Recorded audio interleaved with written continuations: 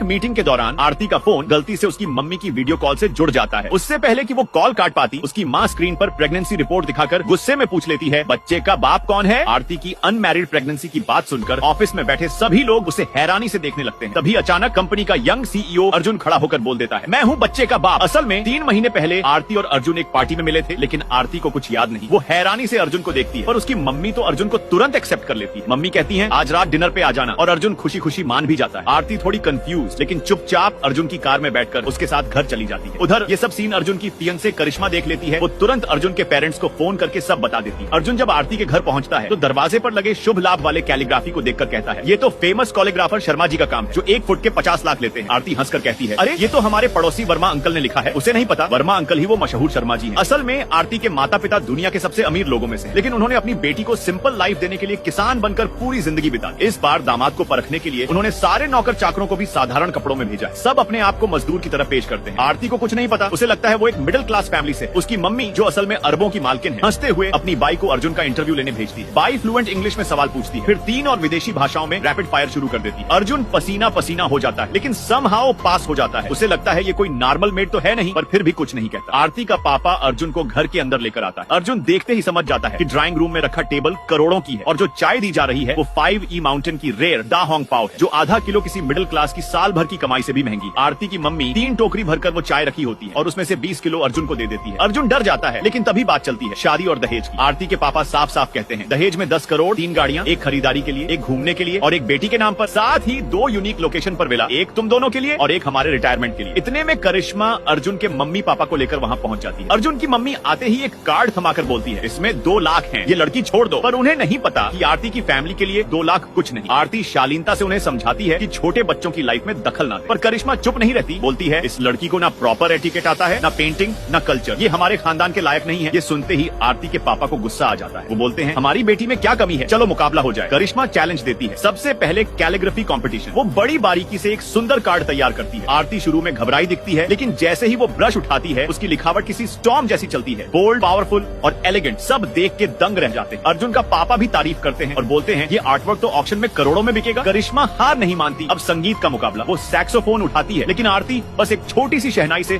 सबको इंप्रेस कर देती है। दोनों बार हारने के बाद भी करिश्मा मानती नहीं। वो अपने खानदान का रौब दिखाकर अर्जुन के पेरेंट्स को फिर से बहकाने लगती है। अब चाहे आरती हर टैलेंट में अव्वल हो, अर्जुन की मम्मी उसे एक्सेप्ट नहीं करती। आरती के पापा अब और नहीं छुपाते, वो साफ साफ कहते हैं, अगर हम चाहें तो अपने दामाद को भी भारत का अगला अमीर बना सकते हैं। और फिर कहते हैं, दहेज में 10 गुना ज्यादा डाउरी हम देंगे। सभी हंसते हैं, यहाँ तक कि आरती भी सोचती है कि उसके पापा पागल हो गए।